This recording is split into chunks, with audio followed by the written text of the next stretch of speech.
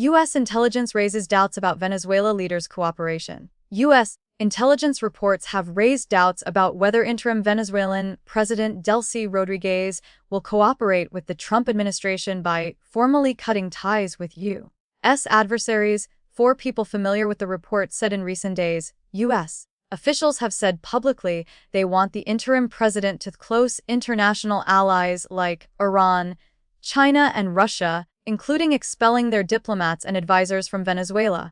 But Rodríguez, whose swearing-in ceremony was attended by representatives of those countries early this month, has yet to publicly announce such a move. She became president after the U.S. captured former Venezuelan Nicolás Maduro on January 3. The U.S. intelligence reports said it was not clear if she is fully on board with the U.S. strategy in her country. According to the sources, who declined to be identified by name, CIA Director John Ratcliffe traveled January 15 to Caracas, where he discussed the country's political future with Rodríguez.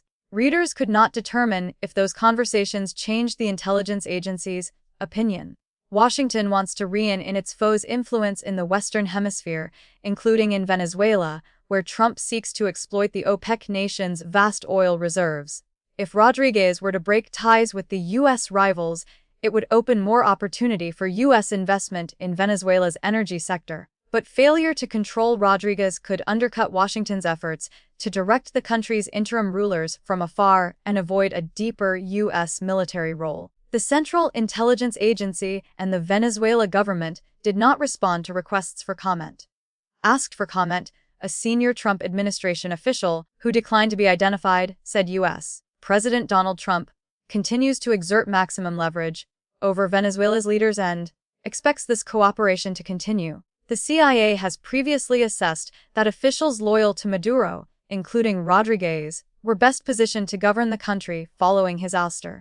But critics of Trump's Venezuela strategy have expressed doubts about the wisdom of keeping Maduro's loyalists in place as the country's interim leaders. The concerns about Rodríguez's reliability were present prior to the U.S. military operation, said 2 sources.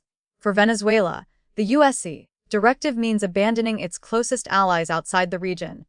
Iran has helped Venezuela repair oil refineries, while China has taken oil as repayment for debt. Russia has supplied weaponry, including missiles, to Venezuela's military. Trump has also cited communist-led Cuba as another U.S. for he wants Venezuela to abandon. Havana has provided security and intelligence support while receiving cut-rate Venezuelan oil. Since Maduro's removal, Rodríguez, whose deep ties to the oil sector are crucial to keeping the country stable, has taken steps to stay in favor with Washington, including releasing political prisoners and authorizing the sale of 30 million to 50 million barrels of oil to the United States.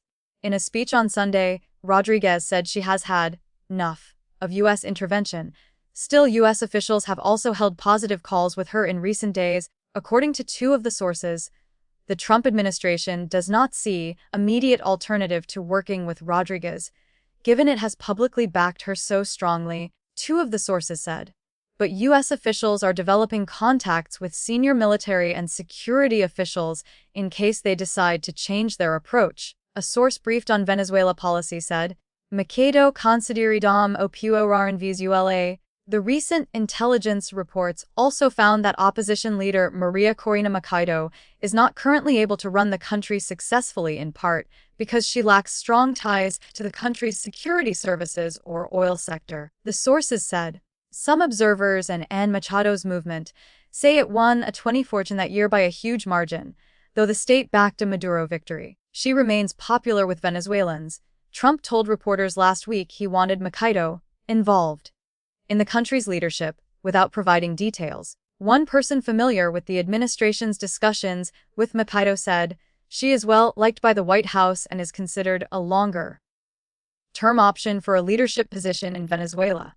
The separate source, briefed on Venezuela policy, suggested that for now, Machado could be considered for an advisory role, but no firm decision had been made. Representatives for Machado did not respond to a request for comment.